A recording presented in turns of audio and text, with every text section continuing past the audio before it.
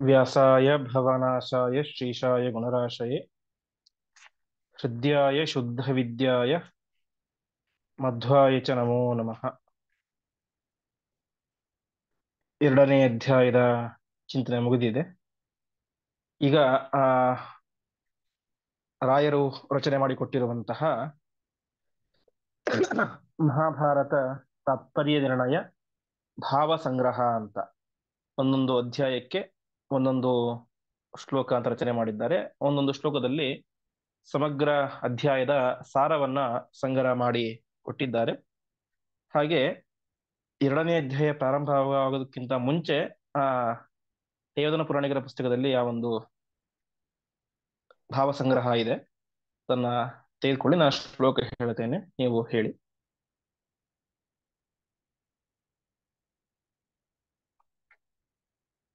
ಸದ್ಗ್ರಂಥಾನಾಂ ಸಮೂಹೆ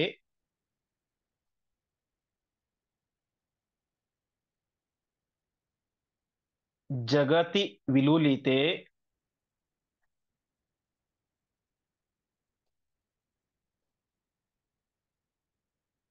ಯೇನ ತದ್ಭಾವಮುಚ್ಚೈಃ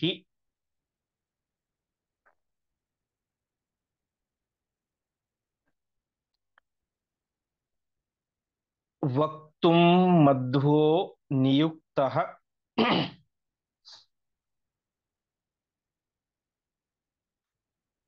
ವ್ಯಧಿತ ಸುವಚಸಾಂ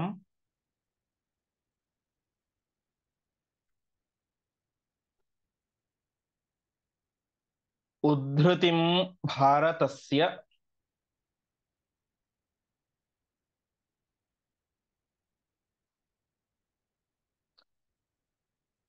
ವೇದೋತ್ಕೃಷ್ಟಸ್ಯ ವಿಷ್ಣೋಃ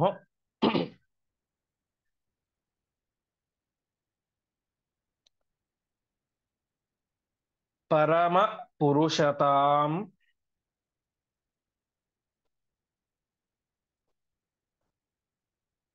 ತಾರತಮ್ಯಂ ಸುರಾಣಾಂ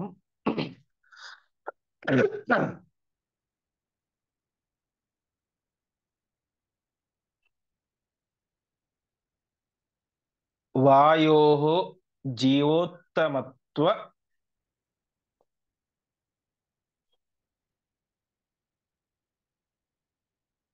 ಆದಿಕಮಪಿ ವದತಾಂ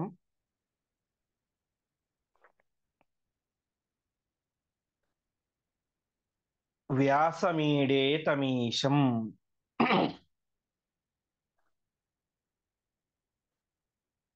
ಈ ಒಂದು ಶ್ಲೋಕದಲ್ಲಿ ರಾಯರು ವೇದವ್ಯಾಸ ದೇವರಿಗೆ ನಮಸ್ಕಾರವನ್ನು ಮಾಡ್ತಾ ಇದ್ದಾರೆ. ಈಶಂ ವ್ಯಾಸಂ ಈಡೆ, ಜಗತ್ತಿಗೆ ಒಡೆಯರಾದಂತಹ ವೇದವ್ಯಾಸರನ್ನು ನಮಸ್ಕರಿಸ್ತಾ ಇದ್ದೇನೆ ಅಂತ. ಎಂತಹ ವೇದವ್ಯಾಸ ದೇವರು ಅಂದ್ರೆ, ಅವರು ರಚನೆ ಮಾಡಿರುವಂತಹ ಗ್ರಂಥಗಳ ಭಾವ ಅಭಿಪ್ರಾಯ ಅದು ಜಗತ್ತಿನಲ್ಲಿ ವಿಲುಲಿತೆ, ನಷ್ಟವಾಯಿತು. ಅಂದ್ರೆ ಅವರು ಮಾಡಿದಂತಹ ಗ್ರಂಥಗಳಿಗೆ ಅನೇಕ ಬೇರೆ ಬೇರೆ ತಪ್ಪು ಅರ್ಥಗಳನ್ನ ಜನರು ಮಾಡಲಿಕ್ಕೆ ಶುರು ಮಾಡಿದರು. ಆವಾಗ ತಾವು ರಚನೆ ಮಾಡಿರುವಂತಹ ಗ್ರಂಥಗಳ ನಿಜವಾದಂತಹ ಅರ್ಥ ಜಗತ್ತಿಗೆ ಆಗಬೇಕು ಎನ್ನುವಂತಹ ಉದ್ದೇಶದಿಂದ ಅವರು ವಕ್ತುಂ ಮಧ್ವೋ ನಿಯುಕ್ತಃ, ಮಧ್ವಾಚಾರ್ಯರನ್ನ ತಾವು ನಿಯಮನ ಮಾಡ್ತಾರೆ, ನೀವು ನಮ್ಮ ಗ್ರಂಥಗಳಿಗೆ ಸರಿಯಾದಂತಹ ಅರ್ಥವನ್ನು ಹೇಳಬೇಕು ಅಂತ. ಇಷ್ಟು ಹೇಳಿದಾಗ ಆ ಮಧ್ವಾಚಾರ್ಯರು ವಿಶೇಷವಾಗಿ ಮಹಾಭಾರತದಲ್ಲಿ ಬರುವಂತಹ ಅನೇಕ ರೀತಿಯಾದಂತಹ ವಾಕ್ಯಗಳಿಂದಾಗಿ ವಿಷ್ಣೋಹೋ ಪರಮ ಪುರುಷತಾಂ, ಪರಮಾತ್ಮ ಸರ್ವೋತ್ತಮ ಅಂತ ಸಾಧನೆ ಮಾಡಿದರು. ಸುರಾಣಾಂ ತಾರತಮ್ಯಂ, ಉಳಿದ ದೇವತೆಗಳು ಅವರಲ್ಲಿ ತಾರತಮ್ಯ ಇದೆ ಅಂತ ತಿಳಿಸಿಕೊಟ್ಟರು. ಆಮೇಲೆ ವಾಯೋಹೋ ಜೀವೋತ್ತಮತ್ವಾದಿಕಂ, ವಾಯುದೇವರ ಜೀವೋತ್ತಮತ್ವ ಮುಂತಾದಂತಹ ಅನೇಕ ವಿಚಾರಗಳನ್ನ ತಿಳಿಸಿದ್ದಾರೆ. ಹಾಗೆ ಭಾರತಕ್ಕೆ ಎಷ್ಟು ಅರ್ಥ ಇದೆ, ಭಾರತ ಯಾವ ಯಾವ ಶೈಲಿಯಲ್ಲಿ ಇದೆ, ಹೀಗೆ ಅನೇಕ ರೀತಿಯಾದಂತಹ ವಿಚಾರಗಳನ್ನ ಈ ಒಂದು ಎರಡನೇ ಅಧ್ಯಾಯದಲ್ಲಿ ತಿಳಿಸಿದ್ದಾರೆ. ಹೀಗೆ ಆ ಮಧ್ವಾಚಾರ್ಯರಿಗೆ ಆಜ್ಞೆಯನ್ನು ಮಾಡಿದಂತಹ ವೇದವ್ಯಾಸ ದೇವರ ಸ್ತೋತ್ರವನ್ನು ನಾನು ಮಾಡ್ತಾ ಇದ್ದೇನೆ ಅಂತ ಇಷ್ಟು ಸಂಕ್ಷೇಪವಾಗಿ ಎರಡನೇ ಅಧ್ಯಾಯದ ಭಾವದ ಸಂಗ್ರಹವನ್ನ ರಾಯರು ಮಾಡಿಕೊಟ್ಟಿದ್ದಾರೆ. ಮುಂದಿನ ಅಧ್ಯಾಯ ಮೂರನೇ ಅಧ್ಯಾಯ. ಈ ಅಧ್ಯಾಯಕ್ಕೆ ಸರ್ಗಾನುಸರ್ಗ ಲಯ ಪ್ರಾದುರ್ಭಾವ ನಿರ್ಣಯ ಅಂತ ಹೆಸರು. ಅಂದರೆ ಈ ಮೂರನೇ ಅಧ್ಯಾಯದಲ್ಲಿ ಪರಮಾತ್ಮ ಮಾಡಿದಂತಹ ದೇವತೆಗಳ ಸೃಷ್ಟಿ, ಅದಾದ ಮೇಲೆ ಬ್ರಹ್ಮಾಂಡದ ಸೃಷ್ಟಿ, ಮತ್ತೆ ಅದರ ಒಳಗಡೆ ದೇವತೆಗಳ ಸೃಷ್ಟಿ, ಅದಾದ ಮೇಲೆ ಲಯ ಅಂದ್ರೆ ಮುಂದೆ ಕೊನೆಗೆ ಆಗುವಂತಹ ಪ್ರಳಯ, ಅದಾದ ಮೇಲೆ ಪ್ರಾದುರ್ಭಾವ, ಪರಮಾತ್ಮನ ವಿಶೇಷವಾದಂತಹ ದಶಾವತಾರಗಳ ಚಿಂತನೆ, ಇದೆಲ್ಲವೂ ಕೂಡ ಬರುತ್ತೆ. ಹಾಗಾಗಿ ಸರ್ಗ ಅನುಸರ್ಗ, ಒಂದು ಸಲ ಸೃಷ್ಟಿ ಮಾಡಿದ, ಮತ್ತೆ ಬ್ರಹ್ಮಾಂಡದ ಸೃಷ್ಟಿ, ಮತ್ತೆ ಬ್ರಹ್ಮಾಂಡದ ಒಳಗೆ ದೇವತೆಗಳ ಸೃಷ್ಟಿ, ಹೀಗೆ ಆ ಸೃಷ್ಟಿಯ ಬಗ್ಗೆ ವಿಶೇಷವಾದಂತಹ ವಿಚಾರವನ್ನ ಇಲ್ಲಿ ತಿಳಿಸಿಕೊಡ್ತಾರೆ. ಈ ಅಧ್ಯಾಯದಲ್ಲಿ ಇರುವುದು ಕೇವಲ 82 ಶ್ಲೋಕ ಮಾತ್ರ. ಹಿಂದಿನ ಅಧ್ಯಾಯದಲ್ಲಿ ನಾವು ನೋಡಿದ್ದು ಒಟ್ಟು 180 ಶ್ಲೋಕ, 181 ಶ್ಲೋಕ. ಈ ಅಧ್ಯಾಯದಲ್ಲಿ 87 ಶ್ಲೋಕ. ಕೊನೆಯ ಕೆಲವು ಶ್ಲೋಕಗಳಲ್ಲಿ ರಾಮದೇವರ ಅವತಾರದ ಕತೆ, ರಾಮದೇವರು ಹುಟ್ಟಿದರು ಅನ್ನುವಂಥ ಚರಿತ್ರೆ ಬರುತ್ತೆ. ಮತ್ತೆ ಮುಂದೆ 4ನೇ ಅಧ್ಯಾಯದಿಂದ ವಿಸ್ತಾರವಾಗಿ ರಾಮಾಯಣದ ಕಥೆ ಎಂಬುದು ಪ್ರಾರಂಭ ಆಗುತ್ತೆ. ಶ್ಲೋಕ ಹೇಳ್ತೇನೆ, ನೀವು ಹೇಳಿ. ಜಯತ್ಯಜೋಖಂಡ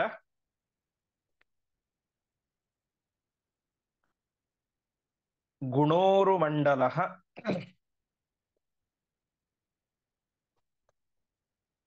ಸದೋದಿತ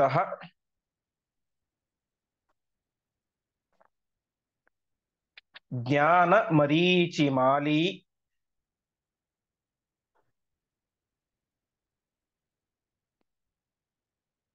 ಸ್ವಭಕ್ತಹಾರ್ದ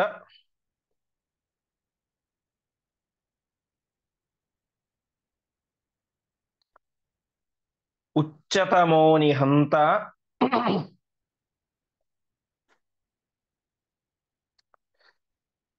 ವ್ಯಾಸಾವತಾರ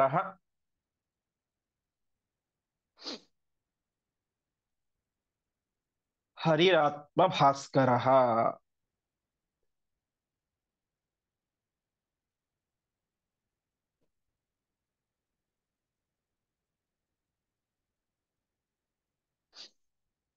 ಪದಚ್ಛೇದ ಹೀಗಿದೆ: ಜಯತಿ ಅಜಃ ಅಖಂಡ ಗುಣೋರುಮಂಡಲ ಸದೋದಿತ ಜ್ಞಾನ ಮರೀಚಿಮಾಲಿ ಸ್ವಭಕ್ತಹಾರ್ದೋಚ್ಚತಮೋ ನಿಹಂತ ವ್ಯಾಸಾವತಾರ ಹರಿ ಆತ್ಮಭಾಸ್ಕರ.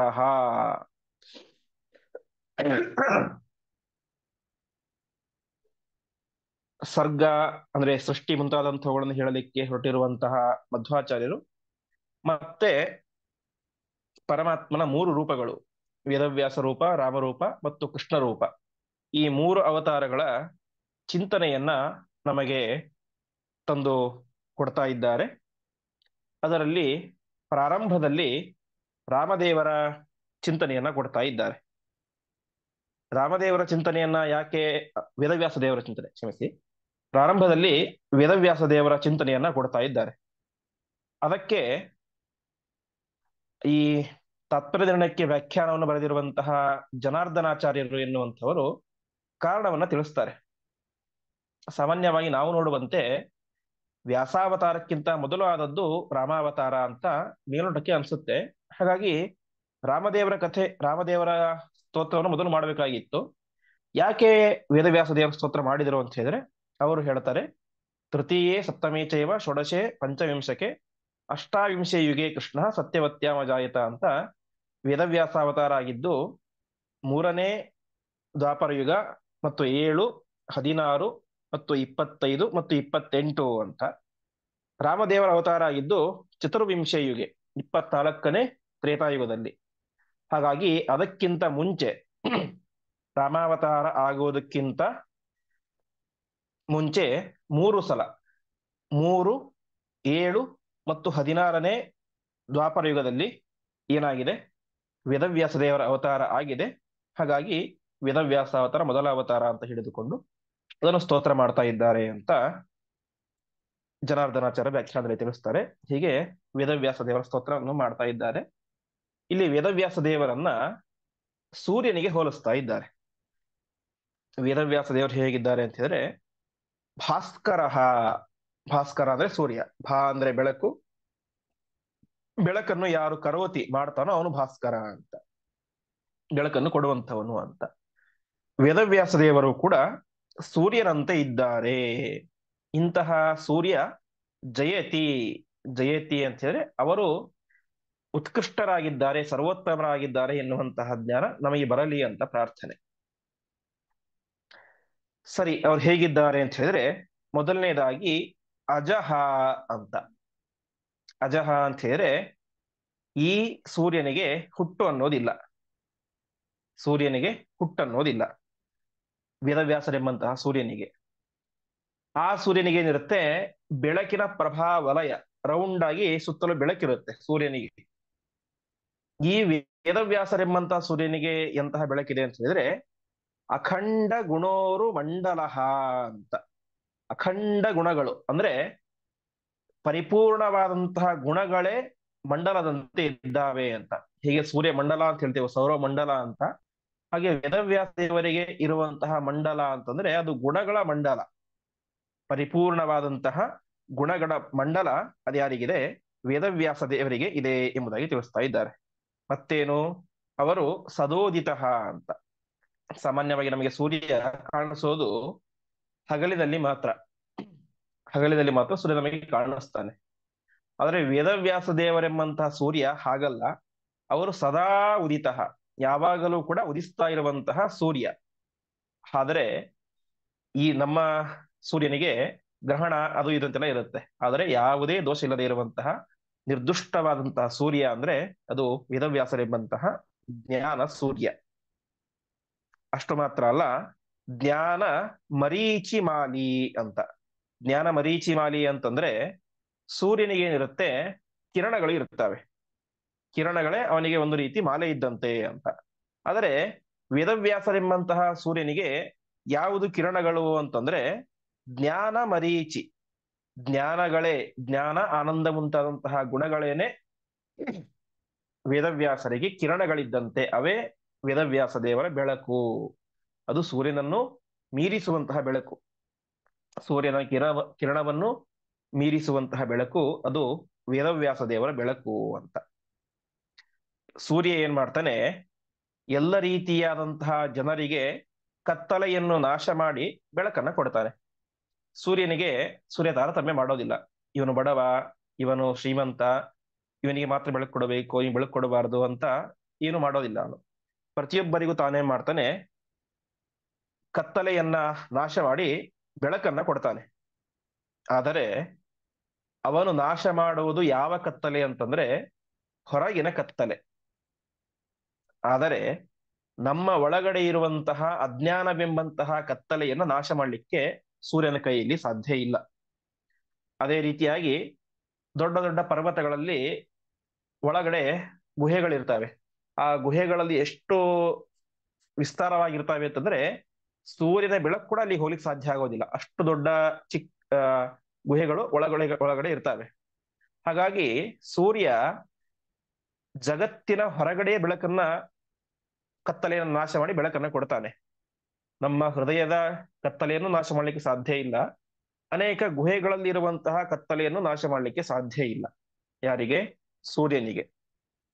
ಆದರೆ ವೇದವ್ಯಾಸ ದೇವರು ಹಾಗಲ್ಲ, ಹೃದಯದಲ್ಲಿ ಇರುವಂತಹ ಕತ್ತಲೆಯನ್ನು, ಅಜ್ಞಾನವನ್ನು ನಾಶ ಮಾಡುವಂತಹ ದೊಡ್ಡ ಸೂರ್ಯ ಅದು ವೇದವ್ಯಾಸರೆಂಬಂತಹ ಸೂರ್ಯ.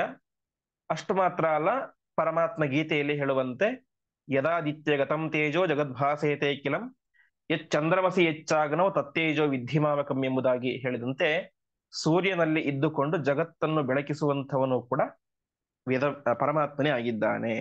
ಹೀಗೆ ಜ್ಞಾನ ಮರೀಚಿ ಮಾಲಿ ಸ್ವಭಕ್ತ ಹಾರ್ದ ಉಚ್ಚತಮ ನಿಹಂತ, ತನ್ನ ಭಕ್ತರ ಹೃದಯದಲ್ಲಿರುವಂತಹ ಕತ್ತಲೆಯನ್ನ, ಅಜ್ಞಾನವನ್ನ ನಾಶ ಮಾಡುವಂತಹ ಆತ್ಮಭಾಸ್ಕರ. ಆತ್ಮಭಾಸ್ಕರ ಅಂತಂದ್ರೆ ಸೂರ್ಯನಿಗೆ ನಾವು ಹಿಂದೆ ಕೇಳಿದಂತೆ ಆ ಬೆಳಕನ್ನು ಕೊಟ್ಟಂಥವನು ಪರಮಾತ್ಮ. ಪರಮಾತ್ಮನಿಗೆ ಆ ಬೆಳಕು ಹೇಗೆ ಬಂತು ಅಂತಂದ್ರೆ ಸ್ವಯಂ ಅವನ ಶಕ್ತಿಯಿಂದಲೇ ಬಂದದ್ದು. ಆತ್ಮಭಾಸ್ಕರ, ಸದಾಕಾಲ ಪ್ರಕಾಶ ರೂಪಿಯಾದಂತಹ ಪರಮಾತ್ಮ, ವೇದವ್ಯಾಸ ರೂಪಿಯಾದಂತಹ ಪರಮಾತ್ಮ, ಅವನೇ ಏನಾಗಿದ್ದಾನೆ? ಹರಿಹಿ, ಪರಮಾತ್ಮನಾಗಿದ್ದಾನೆ. ಎಂತಹ ಪರಮಾತ್ಮ ಜಯತಿ, ಉತ್ಕೃಷ್ಟನಾಗಿದ್ದಾನೆ, ಸರ್ವೋತ್ತಮನಾಗಿದ್ದಾನೆ ಅಂತ ಆಚಾರ್ಯರು ಹೇಳ್ತಾ ಇದ್ದಾರೆ.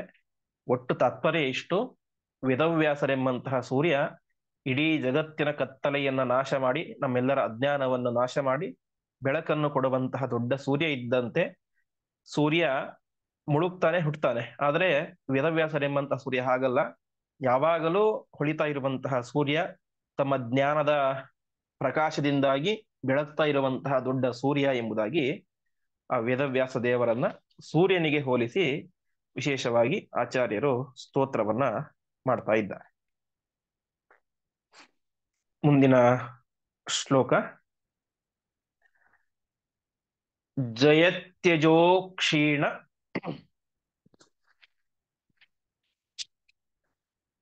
ಸುಖಾತ್ಮಬಿಂಬ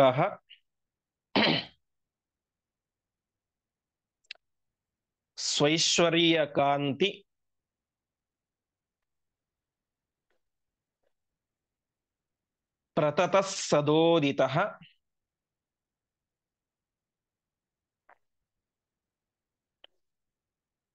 ಸ್ವಭಕ್ತ ಸಂತಾಪ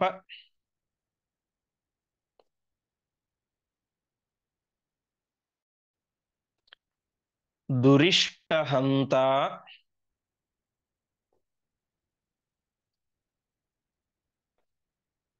ರಾಮಾವತಾರೋ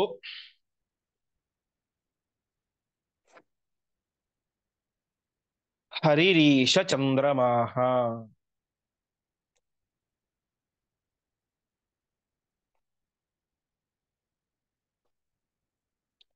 ಪದಚ್ಛೇದ ಹೀಗಿದೆ: ಜಯತಿ ಅಜಃ ಅಕ್ಷೀಣ ಸುಖಾತ್ಮಬಿಂಬ ಸ್ವೈಶ್ವರ್ಯ ಕಾಂತಿ ಪ್ರತತಃ ಸದೋದಿತಃ ಸ್ವಭಕ್ತ ಸಂತಾಪ ದುರಿಷ್ಟ ಹಂತ ರಾಮಾವತಾರ ಹರಿಃ ಈಶ ಚಂದ್ರಮಾಹ. ಇಲ್ಲಿ ಪರಮಾತ್ಮನ ರಾಮಾವತಾರವನ್ನ ಆಚಾರ್ಯರು ಸ್ತೋತ್ರ ಮಾಡ್ತಾ ಇದ್ದಾರೆ. ಇಲ್ಲಿ ರಾಮನನ್ನ ಚಂದ್ರನಿಗೆ ಹೋಲಿಸಿದ್ದಾರೆ. ಸಾಮಾನ್ಯವಾಗಿ ನಾವು ರಾಮದೇವರನ್ನು ಕರೆಯೋದು ರಾಮಚಂದ್ರ ಅಂತನೇನೆ. ಹಾಗಾಗಿ ಚಂದ್ರನಿಗೆ ಹೋಲಿಸಿ ಅವನ ವಿಚಾರವನ್ನು ತಿಳಿಸ್ತಾ ಇದ್ದಾರೆ. ಇಂತಹ ರಾಮಚಂದ್ರನು ಹರಿಹಿ, ಅವನು ಪರಮಾತ್ಮನ ಅವತಾರ, ಅವನು ಏನಾಗಿದ್ದಾನೆ? ಜಯತಿ, ಸರ್ವೋತ್ತಮನಾಗಿದ್ದಾನೆ ಅಂತ ತಿಳಿಸ್ತಾ ಇದ್ದಾರೆ. ಎಂಥವನು ಅಂತ: ಅಜಹ, ಈ ಚಂದ್ರನು ಹುಟ್ಟುತ್ತಾನೆ. ಚಂದ್ರನು ಅತ್ರಿ ಮತ್ತು ಅನಸೂಯ ದಂಪತಿಗಳಿಂದ ಹುಟ್ಟಿದ. ಭಾಗವತದಲ್ಲಿ ಹೇಳುವಂತೆ ಬ್ರಹ್ಮದೇವರ ಹತ್ತಿರ ಪ್ರಾರ್ಥನೆ ಮಾಡಿದಾಗ ದಂಪತಿಗಳು, ಬ್ರಹ್ಮದೇವರು ಚಂದ್ರನಲ್ಲಿ ವಿಶೇಷವಾದಂತಹ ಆವೇಶವನ್ನು ಇಟ್ಟು ತಾವು ಅವತಾರ ಮಾಡಿದರು. ಅದಾದ ಮೇಲೆ ಚಂದ್ರ ಮತ್ತೆ ಸಮುದ್ರ ಮಥನ ಸಂದರ್ಭದಲ್ಲಿ ಅಲ್ಲಿಂದ ಬಂದ ಸಮುದ್ರ ಅವತಾರ ಮಾಡಿದ. ಹೀಗೆ ಚಂದ್ರನಿಗೆ ಹುಟ್ಟು ಅಂತ ಇದೆ. ಆದರೆ ಈ ರಾಮದೇವರಿಗೇನಿಲ್ಲ, ಅಜಹ, ಜನ್ಮ ಎಂಬುದು ಇಲ್ಲ, ಹುಟ್ಟನ್ನೋದಿಲ್ಲ. ಅದಾದ ಮೇಲೆ ಈ ಚಂದ್ರನಿಗೇನಿದೆ? ಚಂದ್ರ ಹುಣ್ಣಿಮೆ ಆದ್ರೆ ಪೂರ್ತಿ ರೌಂಡ್ ಆಗಿ ಪೂರ್ತಿಯಾಗಿ ಇರ್ತಾನೆ. ಮತ್ತೆ ಪಾಡ್ಯ ಶುರುವಾಯ್ತಾನೆ, ಒಂದೊಂದೇ ಕಲೆ ಕಡಿಮೆ ಆಗ್ತಾ ಆಗ್ತಾ ಆಗ್ತಾ ಅಮಾವಾಸ್ಯ ದಿವಸ ಒಂದೇ ಕಲೆಯಿಂದ ಇರ್ತಾನೆ. ಪರಮಾತ್ಮ ಹಾಗ ಅಲ್ಲ, ಅಕ್ಷೀಣ ಸುಖಾತ್ಮ ಬಿಂಬ, ಅವನ ಸ್ವರೂಪಕ್ಕೆ ನಾಶ ಅನ್ನೋದಿಲ್ಲ, ಕಡಿಮೆ ಆಗುವುದು ಅಂತ ಇಲ್ಲ. ಯಾವಾಗಲೂ ಕೂಡ ಪರಿಪೂರ್ಣನಾಗಿ ಸುಖ ಆತ್ಮ ಬಿಂಬ, ಸುಖ ಸ್ವರೂಪಿಯಾಗಿ ಇರುವಂಥವನು ಪರಮಾತ್ಮ. ಚಂದ್ರನಂತೆ ಅವನಲ್ಲಿ ಹೆಚ್ಚು ಕಡಿಮೆ ಅನ್ನೋದಿಲ್ಲ. ಅದಾದ ಮೇಲೆ ಸ್ವೈಶ್ವರ್ಯ ಕಾಂತಿ ಪ್ರತತಃ. ಸ್ವೈಶ್ವರ್ಯ ಕಾಂತಿ ಅಂತಂದ್ರೆ ಅವನಲ್ಲಿ ಇರುವಂತಹ ಕಾಂತಿ, ಬೆಳದಿಂಗಳು ಅದೇನಿದೆ, ತನ್ನದ್ದು ಅಂದ್ರೆ ಸ್ವರೂಪಭೂತವಾದದ್ದು. ಯಾವುದೋ ಹೊರಗಡೆಯಿಂದ ಎಕ್ಸ್ಟರ್ನಲ್ ಆಗಿ ಬಂದಂತಹ ಕಾಂತಿ ಅದು ರಾಮಚಂದ್ರನ ಕಾಂತಿ ಅಲ್ಲ. ಸ್ವೈಶ್ವರ್ಯ ಕಾಂತಿ, ತನ್ನದೇ ಆದಂತಹ ಕಾಂತಿ ಅದು. ಮತ್ತು ಪ್ರತತಃ ಅಂದ್ರೆ ಪ್ರತತಃ ಸದೋದಿತ. ಸದೋದಿತ ಅಂತಂದ್ರೆ ಅದೇ ರೀತಿ ಹಿಂದೆ ಹೇಳಿದಂತೆ ಚಂದ್ರ ಅವನಿಗೆ ಒಂದು ರಾತ್ರಿ ಇರ್ತಾನೆ, ಮಧ್ಯಾಹ್ನ ಇರೋದಿಲ್ಲ. ಆದ್ರೆ ರಾಮದೇವರೆಂಬಂತಹ ಚಂದ್ರ ಹಾಗಲ್ಲ, ಯಾವಾಗಲೂ ಕೂಡ ಏನು ಉದಯಗೊಂಡೇ ಇರುವಂಥವರು ರಾಮದೇವರು. ಆಮೇಲೆ ಸ್ವಭಕ್ತ ಸಂತಾಪ ದುರಿಷ್ಟ ಹಂತ. ಚಂದ್ರ ಏನ್ ಮಾಡ್ತಾನೆ, ಸೂರ್ಯನಿಂದ ನಮಗೆ ತುಂಬಾ ಬಿಸಿಯಾಗಿರುತ್ತೆ ದೇಹ, ಭೂಮಿ ಎಲ್ಲವೂ ಕೂಡ. ಚಂದ್ರ ಬಂದಾಗ ಬೆಳದಿಂಗಳಿನಿಂದಾಗಿ ತುಂಬಾ ತಂಪಗೆ ಆಗುತ್ತೆ. ಹಾಗೆ ರಾಮದೇವರು ಕೂಡ ತಾವೇನ್ ಮಾಡ್ತಾರೆ, ಎಲ್ಲ ವಿಧವಾದಂತಹ ತಮ್ಮನ್ನು ಉಪಾಸನೆ ಮಾಡುವಂತಹ ಜ್ಞಾನಿಗಳ ಭಕ್ತರ ತಾಪಗಳನ್ನ ನಾಶ ಮಾಡ್ತಾರೆ. ಸ್ವಭಕ್ತ ಸಂತಾಪ ದುರಿಷ್ಟ ಹಂತ, ನಾಶ ಮಾಡುವಂತಹ ಹರಿಹಿ ಈಶ ಚಂದ್ರಮಾಹ, ಎಲ್ಲರಿಗೂ ಈಶ ಒಡೆಯನಾಗಿರುವಂತಹ ಚಂದ್ರಮಾಹ, ಚಂದ್ರನಂತೆ ಇರುವಂತಹ ರಾಮಾವತಾರ ಹರಿಹಿ ಜಯತಿ, ರಾಮರೂಪಿಯಾದಂತಹ ಪರಮಾತ್ಮ ಸರ್ವೋತ್ತಮನಾಗಿದ್ದಾನೆ, ಶ್ರೇಷ್ಠನಾಗಿದ್ದಾನೆ, ಉತ್ಕೃಷ್ಟನಾಗಿದ್ದಾನೆ. ಒಟ್ಟು ತಾತ್ಪರ್ಯ, ಚಂದ್ರನಿಗೆ ಹುಟ್ಟಿದೆ, ಈ ಚಂದ್ರನಿಗೆ ಹುಟ್ಟಿಲ್ಲ. ಆ ಚಂದ್ರ ಉದಯಿಸ್ತಾನೆ, ಅಸ್ತಂಗತನಾಗ್ತಾನೆ. ಈ ಚಂದ್ರನಿಗೆ ಉದಯ ಅಸ್ತಮಾನಗಳೇ ಇಲ್ಲ, ಯಾವಾಗಲೂ ಉದಿಸಿಕೊಂಡೇ ಇರ್ತಾನೆ. ಆ ಚಂದ್ರನಿಗೆ ಅಮಾವಾಸ್ಯೆ ಆದರೆ ಒಂದೇ ಕಲೆ ಇರುತ್ತೆ, ಹುಣ್ಣಿಮೆ ಬಂದ್ರೆ ಮಾತ್ರ ಪೂರ್ತಿಯಾಗಿರ್ತಾನೆ. ರಾಮ ಹಾಗಲ್ಲ, ಯಾವಾಗಲೂ ಕೂಡ ಪರಿಪೂರ್ಣನಾಗಿ ಇರುವಂಥವನು. ಚಂದ್ರ ಬಿಸಿಲಿನ ತಾಪವನ್ನು ಕಡಿಮೆ ಮಾಡಿದರೆ ರಾಮದೇವರು ಆಧ್ಯಾತ್ಮಿಕ ಆದಿ ದೈವಿಕ ಆದಿ ಭೌತಿಕ ಎಂಬಂತಹ ತಾಪತ್ರಯಗಳನ್ನ, ನಮ್ಮ ದೋಷಗಳನ್ನ ಕಡಿಮೆ ಮಾಡುವಂತಹ ರಾಮದೇವರು, ಅವರು ಸಾಕ್ಷಾತ್ ಪರಮಾತ್ಮನ ಅವತಾರ ಆಗಿದ್ದಾರೆ ಎಂಬುದಾಗಿ ರಾಮದೇವರ ಸ್ತೋತ್ರವನ್ನ ಮಾಡ್ತಾ ಇದ್ದಾರೆ. ಮುಂದಿನ ಶ್ಲೋಕ, ಜಯತ್ಯ ಸಂಖ್ಯೋರು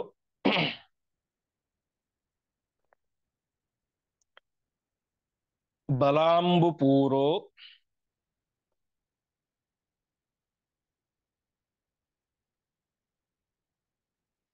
ಗುಣೋಚ್ಚರತ್ನಾಕರ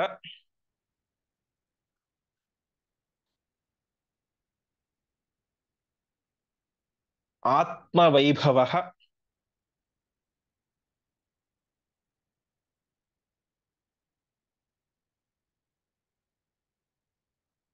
ಸದಾ ಸದಾತ್ಮಜ್ಞ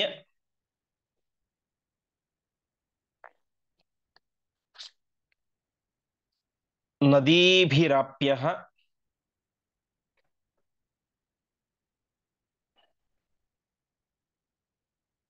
ಕೃಷ್ಣಾವತಾರೋ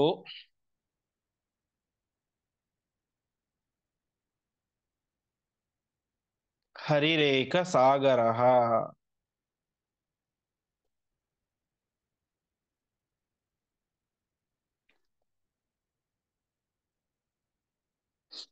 ಪದಚ್ಛೇದ ಹೀಗಿದೆ, ಜಯತಿ ಅಸಂಖ್ಯ ಉರುಬಲಾಂಬುಪೂರ, ಅಸಂಖ್ಯೋರು ಬಲಾಂಬುಪೂರ ಒಂದೇ ಪದ. ಗುಣೋಚ್ಚರತ್ನಾಕರ ಆತ್ಮವೈಭವ ಸದಾ ಸದಾತ್ಮಜ್ಞ ನದೀಭಿ ಆಪ್ಯ ಕೃಷ್ಣಾವತಾರ ಹರಿ ಏಕಸಾಗರ. ಈ ಶ್ಲೋಕದಲ್ಲಿ ಪರಮಾತ್ಮ ಕೃಷ್ಣ ರೂಪವನ್ನು ವರ್ಣನೆ ಮಾಡ್ತಾ ಇದ್ದಾರೆ.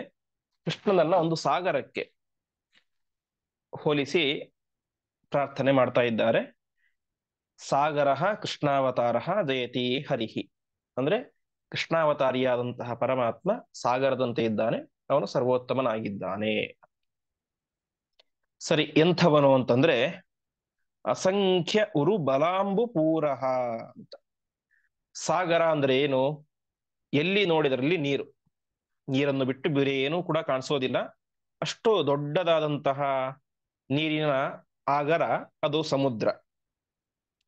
ಪರಮಾತ್ಮನನ್ನು ನಾವು ಸಮುದ್ರಕ್ಕೆ, ಸಾಗರಕ್ಕೆ ಹೋಲಿಸಿದೀವಿ. ಹಾಗಾದ್ರೆ ಪರಮಾತ್ಮನಲ್ಲಿ ಯಾವ ನೀರು ತುಂಬಿದೆ ಅಂತಂದ್ರೆ ಅಸಂಖ್ಯ ಉರು ಬಲಾಂಬು ಪೂರಹ ಅಂತ.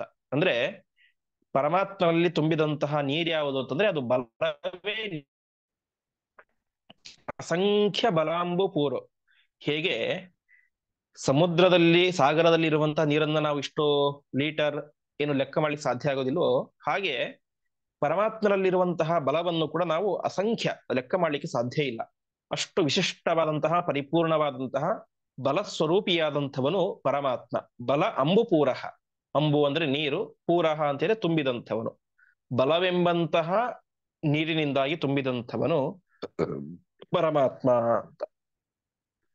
ಸರಿ, ಕೃಷ್ಣದಲ್ಲಿರುವಂತಹ ನೀರು ಅಂದ್ರೆ ಅದು ಬಲ ಅಂತಾಯ್ತು. ಸಮುದ್ರದಲ್ಲಿ ಮತ್ತೇನ್ ಸಿಗುತ್ತೆ? ಆಳಕ್ಕೆ ಹೋಗಿ ನೋಡಿದಾಗ ಮುತ್ತು ರತ್ನ ಎಲ್ಲವೂ ಕೂಡ ಸಿಗುತ್ತೆ. ಅದಕ್ಕೇನೆ ಸಮುದ್ರಕ್ಕೆ ರತ್ನಾಕರ ಅಂತ ಹೆಸರು. ಕೃಷ್ಣದಲ್ಲಿರುವಂತಹ ರತ್ನಗಳು ಯಾವುದು ಅಂತಂದ್ರೆ ಗುಣೋಚ್ಚ ರತ್ನಾಕರ ಅಂತ. ಪರಮಾತ್ಮನಲ್ಲಿ ಇರುವಂತಹ ಜ್ಞಾನ, ಆನಂದ, ಬಲ ಮುಂತಾದಂತಹ ಗುಣಗಳೇನೆ ಅದೇಗಿದ್ದಾವೆ, ಮುತ್ತು ರತ್ನಗಳಂತೆ ಇದ್ದಾವೆ ಅಂತ. ಅದಕ್ಕಿಂತ ಹೆಚ್ಚು. ಯಾಕೆ ಅಂತಂದ್ರೆ ಸಮುದ್ರದಲ್ಲಿ ಸಿಗುವಂತಹ ಮುತ್ತು ರತ್ನಗಳಿಗೆ ಒಂದು ಬೆಲೆಯನ್ನ ಕಟ್ಟಬಹುದು ಮತ್ತು ಅದು ಪ್ರಾಕೃತಿಕವಾದದ್ದು. ಆದರೆ ಪರಮಾತ್ಮನ ಗುಣಗಳು ಹಾಗಲ್ಲ. ಅಪ್ರಾಕೃತವಾದಂತಹ ದಿವ್ಯವಾದಂತಹ ಗುಣಗಳು ಪರಮಾತ್ಮನಲ್ಲಿರುವಂತಹ ಗುಣಗಳು. ಮತ್ತೆ ಆತ್ಮವೈಭವ. ಆತ್ಮವೈಭವ ಅಂತಂದ್ರೆ ಸಾಗರ, ಸಮುದ್ರಕ್ಕೆ ಪರಮಾತ್ಮನ ಸನ್ನಿಧಾನದಿಂದಾಗಿ ಮತ್ತು ವರುಣನ ಸನ್ನಿಧಾನದಿಂದಾಗಿ ಏನಾಗುತ್ತೆ, ಜಲಾಭಿಮಾನಿಯಾದಂಥ ವರುಣ, ಅವನ ಸನ್ನಿಧಾನದಿಂದಾಗಿ ಅದಕ್ಕೆ ಅಷ್ಟು ವೈಭವ ಸಾಗರಕ್ಕೆ. ಆದರೆ ಪರಮಾತ್ಮನಿಗೆ ಹಾಗಲ್ಲ. ಆತ್ಮವೈಭವ, ಪರಮಾತ್ಮನ ವೈಭವ ಅದು ತನ್ನದೇ ಆದಂತಹ ವೈಭವ, ಅದಕ್ಕೆ ಬೇರೆ ಯಾರ ಅವಶ್ಯಕತೆನೂ ಕೂಡ ಇಲ್ಲ ಅಂತ ಹೇಳ್ತಾ ಇದ್ದಾರೆ. ಆಮೇಲೆ ಸದಾ ಸದಾತ್ಮಜ್ಞ ನದೀಭಿರಾಪ್ಯ ಅಂತ. ಸಾಗರ ಅಂದ್ರೆ ಅದಕ್ಕೆ ಅನೇಕ ರೀತಿಯಾದಂತಹ ನದಿಗಳು ಬಂದು ಸೇರ್ತಾ ಇರ್ತವೆ.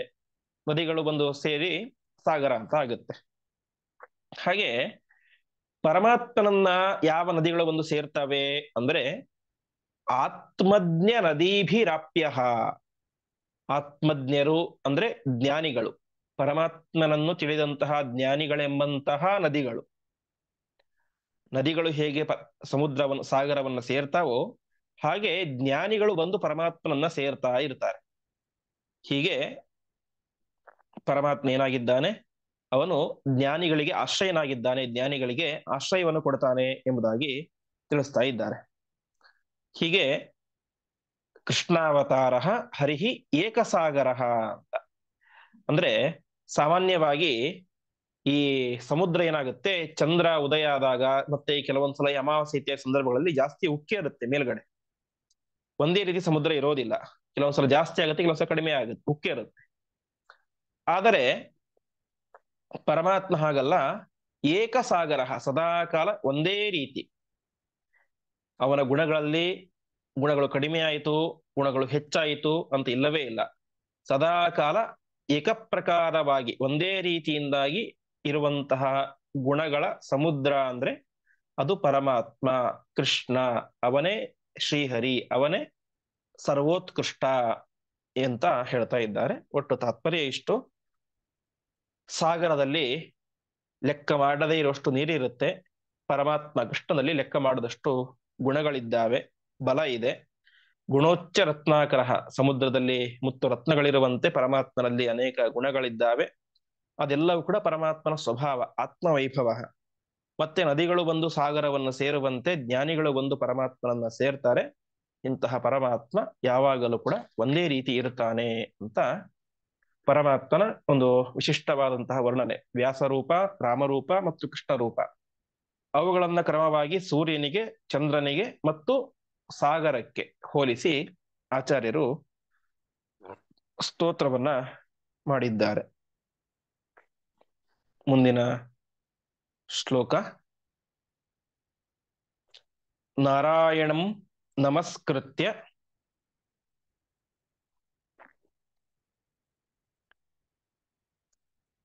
ನರಂ ಚೈವ ನರೋತ್ತಮಂ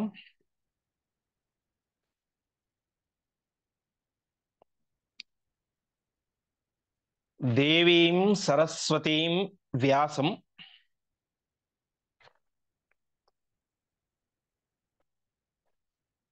ತತೋ ಜಯಮುದೀರಯೇ.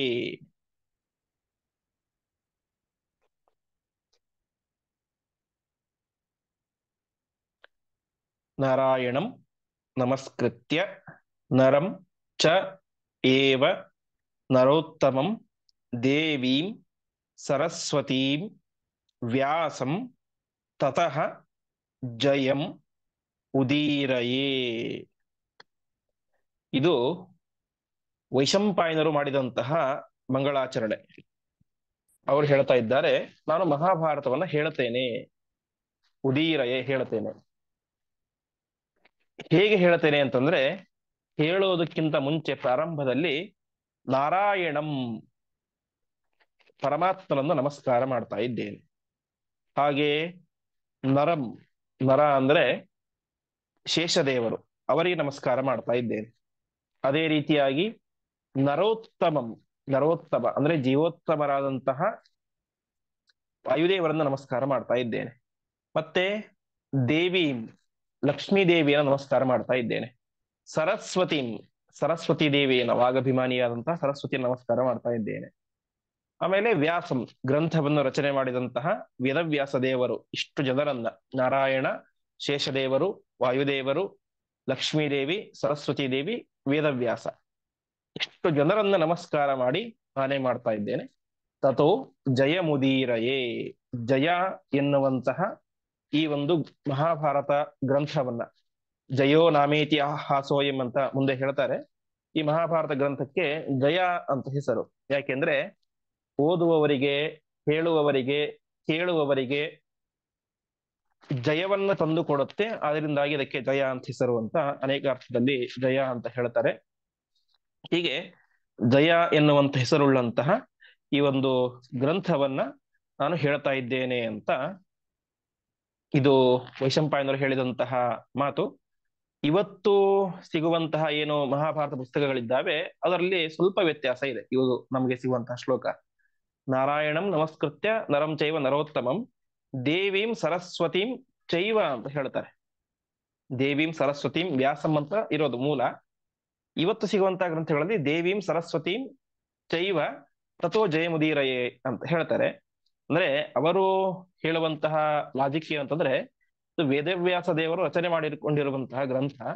ಹಾಗಾಗಿ ವೇದವ್ಯಾಸ ದೇವರು ತಮ್ಮನ್ನು ತಾವ್ಯಾಕೆ ನಮಸ್ಕಾರ ಮಾಡ್ಕೊಳ್ತಾರೆ, ಹಾಗಂತ ದೇವೀಂ ಸರಸ್ವತಿ ವ್ಯಾಸಂ ಅಂತ ಹೇಳ್ತಾರೆ.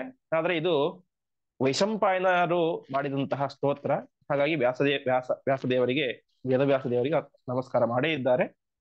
ಹಾಗಾಗಿ ದೇವೀಂ ಸರಸ್ವತೀಂ ವ್ಯಾಸಂ ತಥೋ ಜಯಮುದೀರಯೇ ಎನ್ನುವಂತಹ ಪಾಠವೇನೆ ಸರಿ ಅಂತ ನಾವು ತಿಳಿದುಕೊಳ್ಳಬೇಕು. ಮುಂದೆ ಜಯ ಅಂದ್ರೆ ಏನು, ನರ ಅಂದ್ರೆ ಯಾರು, ನರೋತ್ತಮ ಅಂದ್ರೆ ಯಾರು, ದೇವಿ ಅಂದ್ರೆ ಯಾರು, ಹೀಗೆ ಅದರ ವಿಸ್ತಾರ ಏನು ಅಂತ, ಅಂದ್ರೆ ಬೇರೆಯವರು ಮಾಡಿದಂತಹ ವ್ಯಾಖ್ಯಾನ ತಪ್ಪು ಯಾಕೆ ಎಂಬುದಾಗಿ ತಿಳಿಸಿ ಆಚಾರ್ಯರು ಇದರ ನಿಜವಾದಂತಹ ಅರ್ಥ ಏನು ಅಂತ ಮುಂದಿನ ಶ್ಲೋಕದಲ್ಲಿ ತಿಳಿಸ್ತಾರೆ. ಆ ಉಳಿದ ಶ್ಲೋಕಗಳ ಚಿಂತನೆಯನ್ನ ನಾಳೆಯ ಪಾಠದಲ್ಲಿ ಮಾಡೋಣ ಎಂಬುದಾಗಿ ಹೇಳ್ತಾ ಇಂದಿನ ಪಾಠವನ್ನ ಶ್ರೀಕೃಷ್ಣ